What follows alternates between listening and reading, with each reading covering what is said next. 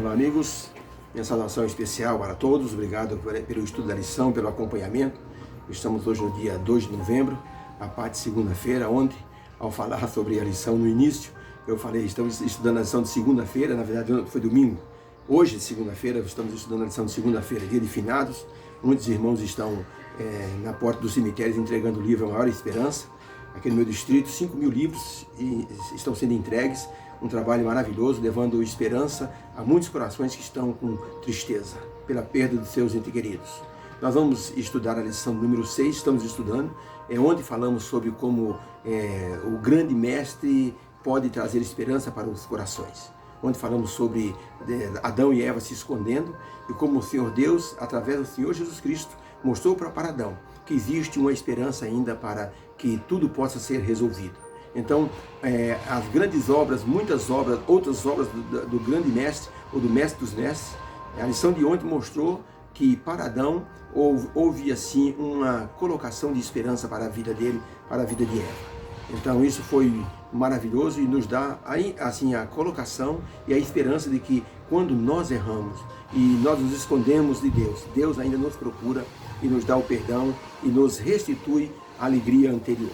Hoje vamos estudar sobre a fuga de Jacó.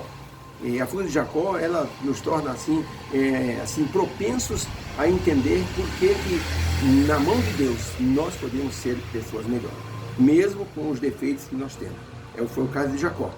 E nos leva a considerar que quando a pessoa tem um pecado grotesco que é descoberto, a pessoa quer se esconder, a pessoa quer fugir, a pessoa não quer ficar diante daqueles que podem condená-lo.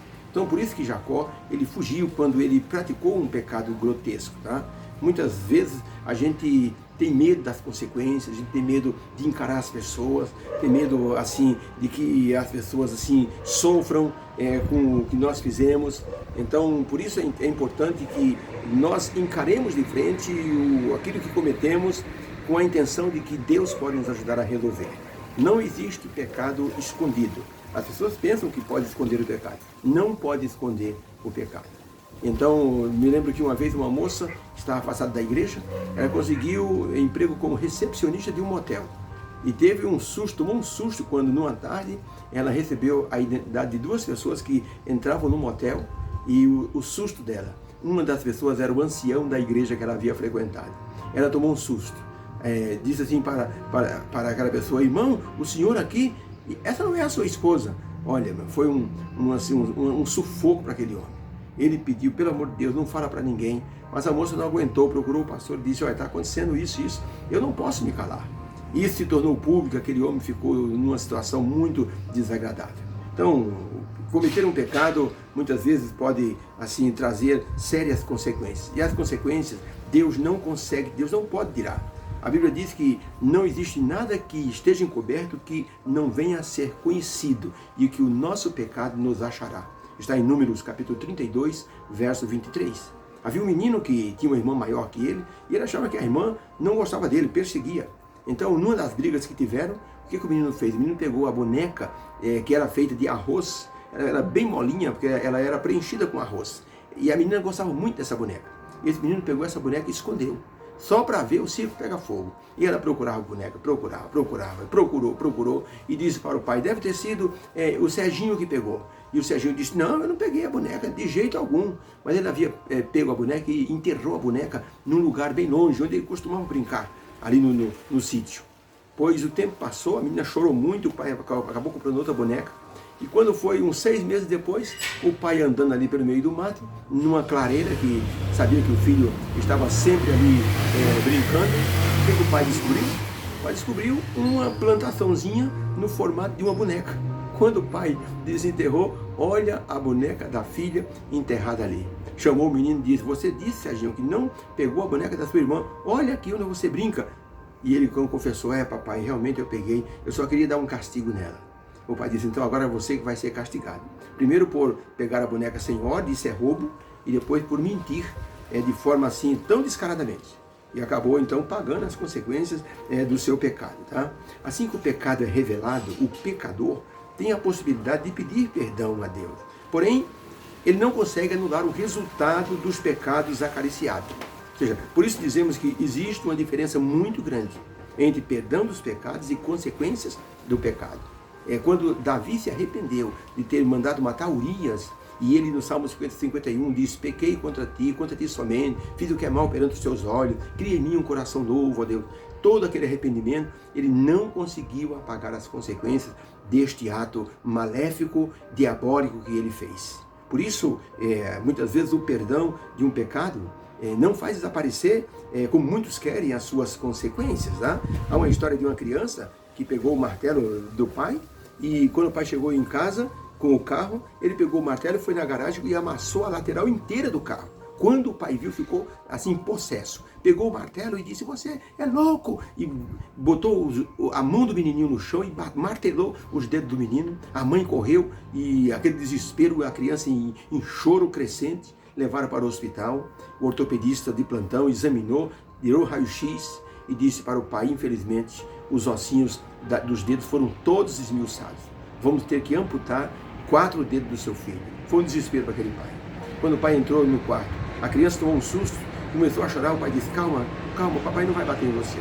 A criança, depois de alguns dias, quando viu a mãozinha dele sem os dedos, perguntou para o pai: papai, quando é que os meus dedinhos vão crescer outra vez? Aquele pai viveu o resto da vida com esse remorso no coração, uma consequência penosa por um ato insano no momento de fúria. Pergunta número 3 da lição: por que Jacó fugiu? Ou seja, assim, o que ele fez que o levou a fugir? E a pergunta tem uma subpergunta: por que ou como podemos obter hoje graça e perdão dos pecados para que nós possamos crescer de forma espiritual? Então a pergunta é: por que Jacó fugiu e como podemos encontrar hoje graça e perdão com aquele que Deus nos dá através do perdão para nós alcançarmos crescimento espiritual? Aí tem aqui o texto de Gênesis 28, 10 a 17. Vou ler a parte principal. Isaac chamou Jacó, o abençoou e disse: não quero que você pegue mulheres aqui dentre essas mulheres idólatras. Eu quero que você vá até Padã Arã, onde está a casa do seu tio Labão, e você então vai escolher então lá uma das mulheres que são tementes a Deus para que você possa casar. Assim despediu Isaac, verso 5, Isaac despediu Jacó, e ele foi então até a casa de Labão, irmão de Rebeca. Ora, no verso 6, viu Esaú que Isaac abençoara Jacó e que ele partira para a casa do tio.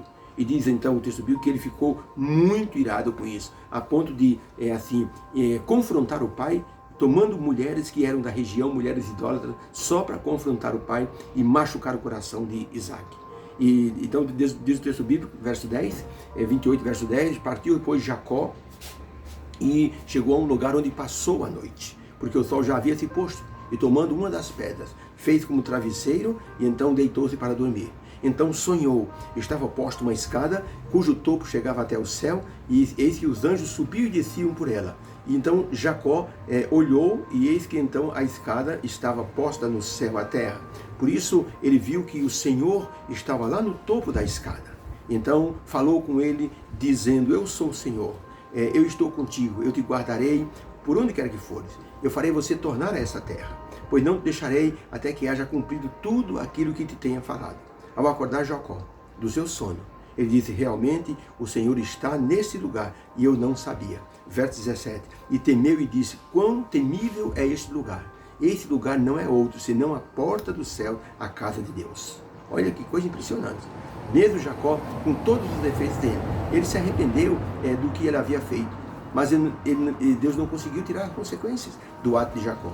De ter roubado a bênção do irmão, de ter enganado o irmão, ter enganado o próprio pai. Então agora ele foi lá para a casa de Labão. No caminho, Deus encontrou com ele através do sonho de uma escada. Essa escada representava o Senhor Jesus, o grande mestre, para mostrar como Deus se preocupa conosco quando nós temos um arrependimento sincero. Então, para a pergunta: por que Jacó fugiu? Jacó fugiu com medo das consequências dos seus pecados. Enganou o pai, roubou a bênção do irmão, e Deus o encontrou e deu-lhe o sonho da escada, onde ele ouviu de Deus o perdão e a promessa de proteção. Assim também, hoje, Deus nos perdoa os pecados e diz: vai e não peques mais, para que não te suceda coisa pior. Então a pergunta está respondida. Jacó fugiu porque ele cometeu o pecado. E como podemos encontrar hoje bênção espiritual através do perdão e da graça divina? Nós respondemos: porque quando nós nos arrependemos, Deus pode nos dar o perdão e pode então nos ajudar.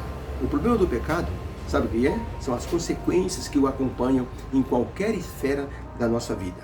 Jacó foi perdoado por Deus, mas foi abençoado e mesmo assim não pôde evitar as consequências do seu ato ali na sua casa.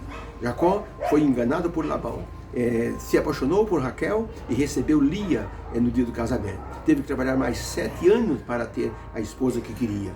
O sogro mudou o salário dele várias vezes para que ele não fosse embora. E quando ele veio embora, 20 anos depois, Jacó soube que o irmão estava vindo com muitos homens para encontrar-se com ele. E ele sofreu uma síndrome de pânico, pensando, agora Esaú vai se vingar do que eu fiz com ele. Ele então dividiu em 2 bandos, em 2 grupos, a sua família, para que Esaú não os matasse e ele ficasse sem descendência. Quando foi naquela noite, Jacó, ele ao acordar do sono, viu alguém perto dele, se atracou em luta pensando que era Esaú, mas era o anjo do Senhor que lutou com Jacó. E o anjo disse, você lutou com Deus e você então foi valente, então eu vou te abençoar. E Jacó disse, não vou deixar você até que você me abençoe. Veja, Ellen White diz no livro Grande Conflito, na página 618, a seguinte citação: Satanás tinha acusado Jacó perante os anjos de Deus, pretendendo o direito de destruí-lo por causa do seu pecado. Veja, havia incitado Esaú para marchar contra Jacó, e durante a longa noite de luta do patriarca, Satanás esforçou-se por incutir nele uma intuição de culpa, a fim de o desanimar e romper sua ligação com Deus. Jacó foi quase arrastado ao desespero, mas sabia que sem o auxílio do céu ele iria perecer.